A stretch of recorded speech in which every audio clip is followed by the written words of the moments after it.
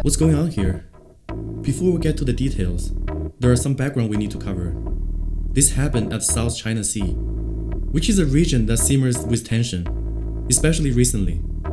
This is due to competing territorial claims over this important piece of ocean. It is a vital trade route, rich in natural resources, and a flashpoint for several Southeast Asian nations, Vietnam, Philippines, Malaysia, and Brunei, who are all eyeing for control of islands and surrounding waters. China is the biggest player, claiming most of the sea with its historic 9-dash line.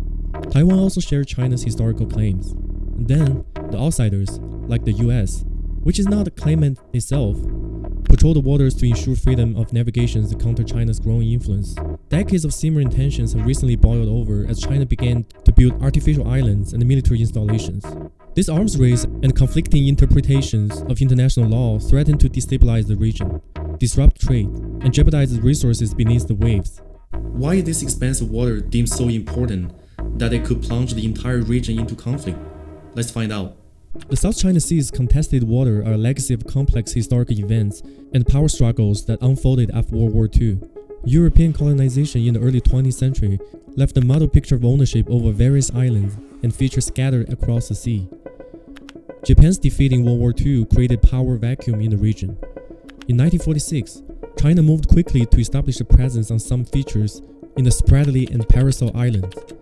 France and Vietnam also staked their claims on some islands. The 1951 San Francisco Treaty, which officially ended World War II, stripped Japan of its claim to territories including the Spratly Islands. However, the treaty failed to designate who would take control of these areas, creating an opening of competing claims. In 1947, China's nationalist government used an 11-dash line on a map to show its territorial ambition in the South China Sea. This line served as a precursor to the contentious 9-dash line that China uses today. While these claims have caused tension in the region, this only boils over once in a while. Unfortunately, things seem to be coming to a head right now, given the recent escalation between China and the Philippines. On June 17, 2024, what you see in the beginning of the video happened. The simmering tension in the South China Sea boiled over near the second Thomas Shoal. A Philippine resupply mission to the grounded BRP Sierra Madre, a symbol of Philippine claims, was met with a violent response from the Chinese Coast Guard.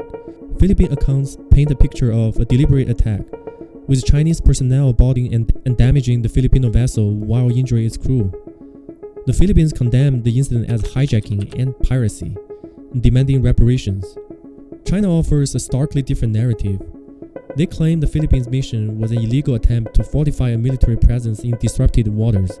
They insist their Coast Guard acted professionally to prevent the delivery of weapons and construction materials. The clash ignited international condemnation of China's actions. The US reaffirmed its support for the Philippines through a key defense treaty. While numerous nations anchored concerns, the incident is dangerous escalation in the South China Sea dispute, showing just how fragile the region is and the ever-present risk of military confrontation. We know that China's 9-dash line is what caused most of the tension, but what exactly is it, and what territory does it cover? So where do we go from here? China's 9-dash line is used to assert its claim in the South China Sea. The concept covers approximately 90% of the South China Sea, including numerous disputed islands, reefs, and maritime areas. The historical basis of the 9-dash line dates back to 1947, when the nationalist government of China published a map with the 11-dash line we mentioned earlier. After the Communist Party took power in 1949, they adopted this claim but removed 2 dashes in the Gulf of Tonkin, resulting in the current 9-dash line. China argues that these are historical waters over which it has a claim, based on centuries of Chinese presence in the region. The line's evolution has made it very ambiguous. China has never explicitly defined what the 9-dash line represents, leaving it open to interpretation. Some Chinese analysts view it as a maritime border, while others argue it reflects China's sovereignty and the sovereign rights to resources within the region. International legal challenges to the 9-dash line have been significant. The concept conflict with the United Nations Convention on the Law of Sea, also known as UNCLOS, which established the maritime zone based on land features rather than historic claim. Several Southeast Asian nations, including Vietnam, the Philippines, Malaysia, and Brunei, have disputed China's claim based on the 9-dash line. In 2016, the Permanent Court of Arbitration in The Hague issued a landmark ruling in the case brought by the Philippines against China. The trial concluded that China's claim based on the 9-dash line had no legal basis under international law. The court ruled that China's historical rights claim within the 9-dash line were incompatible with UNCLOS, and that China had violated the Philippines' sovereign rights in its exclusive economic zone. China rejected this ruling and continued to assert its claim based on the 9-dash line, leading to the ongoing tension and disputes in the South China Sea today. But it isn't just lines on a map. China has begun making artificial landmasses in the South China Sea, claiming the territory physically, with military and industrial outputs. In recent years, China has embarked on a large-scale operation to construct artificial islands on disputed reefs and shoals. This ambitious project has significantly altered the physical landscape of the region, raising concerns about its environmental impact and potential militarization. The construction process involved dredging sand and coral from surrounding areas to create a base for these islands. Ready-made concrete structures are then assembled to form the island's core. This rapid and relentless land reclamation has transformed previously submerged features into fortified outposts. Estimates suggest China has constructed over 7 artificial islands with airstrips, harbors, and military installations. The largest, Fury Cross Reef, now covers an area exceeding 2.8 square kilometers, roughly the size of 400 football fields. China's island building spree comes at a steep environmental cost. The dredging process has a devastating impact on coral reefs. Consider the rainforests of the ocean. These delicate ecosystems are crucial for marine biodiversity, providing habitat for countless fish species and protecting coastline from erosion. The massive scale of dredging smothers coral with sediment, preventing them from receiving sunlight and hindering their growth. This destruction can take decades or even centuries to recover, impact not only the marine ecosystem, but also local fishing communities that rely on healthy reefs for their livelihoods. China's artificial islands serve a dual purpose. They function as outposts to help with territorial claims and project Chinese power across disputed waters. The presence of airstrips allow China to deploy fighter jets and conduct civilian missions further into the South China Sea. Additionally, harbors can accommodate large vessels, including military ships and submarines. This expansion of military infrastructure raises real questions over potential militarization and the possibilities of the island being used to enforce China's expansive claims through force and conflict. The construction of this artificial island has significantly heightened tension in the South China Sea. Neighboring countries view it as a land grab and a threat to their own territorial claims. The presence of Chinese military installations further escalate tensions, raising concerns about potential for military conflict and threatening to start a full-scale arms race in the region. The international community has repeatedly called on China to halt its land-building activity and respect the principles of peaceful resolution enshrined in the international law. The closest neighbors have been quick to condemn the actions, but it's not all one-sided. The Association of Southeast Asian Nations, or ASEAN for short, has struggled to present a unified front on the South China Sea issue. While some member states are directly involved in territorial dispute with China, others have maintained a more neutral stance. The division has hindered ASEAN's ability to effectively address the situation collectively. Vietnam and Malaysia are among the most vocal ASEAN claimants in the South China Sea dispute. Vietnam claims sovereignty over the Paracel Islands and part of the Spratly Islands, while Malaysia claims several islands in the Spratlys. Both countries have been actively involved in diplomatic efforts to counter China's expansive claims and have engaged in offshore oil and gas exploration activities in the disputed areas. Vietnam has been particularly assertive in challenging China's actions, including confrontations at sea and diplomatic protests. Malaysia, while also maintains its claims, has generally adopted a more low-key approach, balancing its economic tie with China against its territorial interests. Although not a direct claimant in the Spratly or Paracel Islands disputes, Indonesia has become increasingly involved in the South China Sea issue due to China's claims overlapping with Indonesia's exclusive economic zone near the Natuna Islands. Indonesia has taken a more assertive stance in recent years, renaming part of the EEZ the North Natura Sea and increasing its military presence in the area. As the largest ASEAN member, Indonesia has also attempted to play a mediating role within ASEAN, pushing for a unified approach to the South China Sea issue. During its ASEAN chairmanship, Indonesia focused on maritime security issues, initiating several measures such as ASEAN Naval Exercise and ASEAN Maritime Outlook. Despite this effort, ASEAN remains divided on how to address China's assertiveness in the South China Sea. Non-claimant countries within ASEAN, which have closer economic ties with China, are often reluctant to take strong positions against Beijing. That's where outside influence could be key. Unsurprisingly, China's biggest rival on the global stage is more than happy to play peacemaker. The United States have been conducting freedom of navigation operations in the South China Sea since 2015. These operations involve U.S. naval vessels sailing through disputed water to challenge what the U.S. consider excessive maritime claims. The U.S. maintains that these operations are consistent with international law and are designed to uphold the principle of freedom of navigation in the international waters.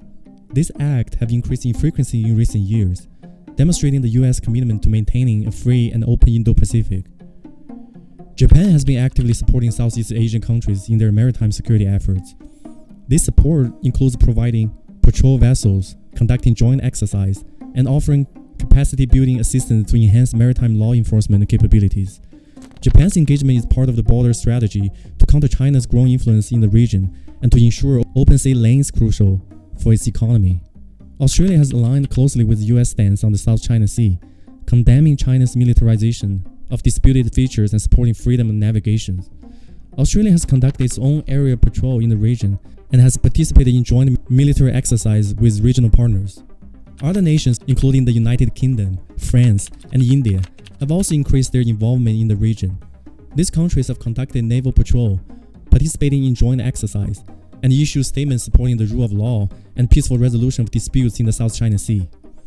Their involvement reflects growing international concerns over China's assertive actions and the potential impact on global trade route. As for why this region is so hotly contested, it comes down, as all things do, to money and economy. The South China Sea is estimated to contain substantial oil and natural gas reserves. According to the U.S. Energy Information Administration, the area may hold about 11 billion barrels of oil and 190 trillion cubic feet of natural gas in proven and probable reserves. These potential energy resources have intensified the territorial dispute as claimant countries seek to secure access to these valuable assets. The South China Sea is one of the world's most productive fishing zones, accounting for about 12% of global fish catch. It's a crucial source of food and livelihood for millions of people in the surrounding countries. However, overfishing and territorial dispute have led to declining fish stocks, threatening food security in the region. The competition for fishing rights has also resulted in numerous confrontations between fishing vessels and maritime law enforcement agencies of different countries. The South China Sea is a crucial maritime highway for global commerce. Approximately 3.37 trillion worth of global trade passes through its waters annually, accounting for a third of global maritime trade.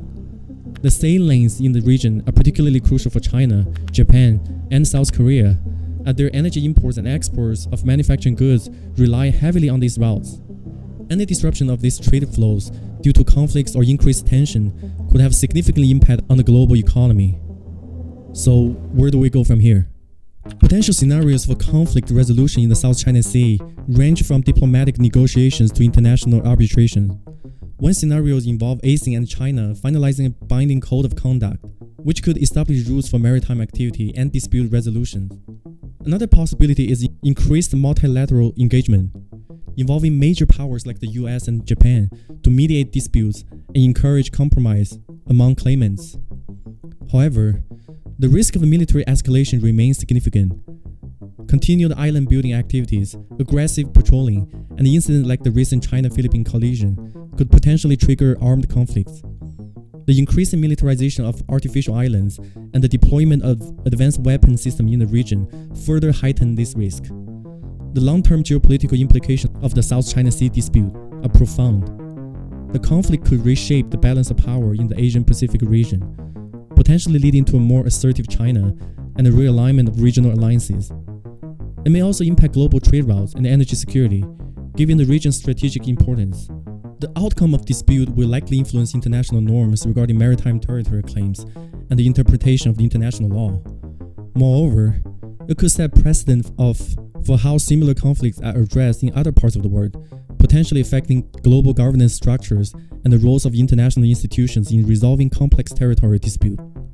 The South China Sea dispute remains a complex and volatile issue involving multiple claimants, with China's expensive 9-line claims at the center of tension. Key aspects including the strategic importance of the region for trade route and resources, China's island building activities, and the international involvement, particularly from the United States. The dispute has significant economic implications affecting energy resources, fishing rights, and global trade route. Peaceful resolution of the conflict is crucial for regional stability and global economic security. The South China Sea dispute holds global significance due to its impact on international maritime law, freedom of navigation, and the balance of power in Asian-Pacific region. As such, finding a diplomatic solution that respects international law and the interests of all parties involved remains a critical challenge for the international community.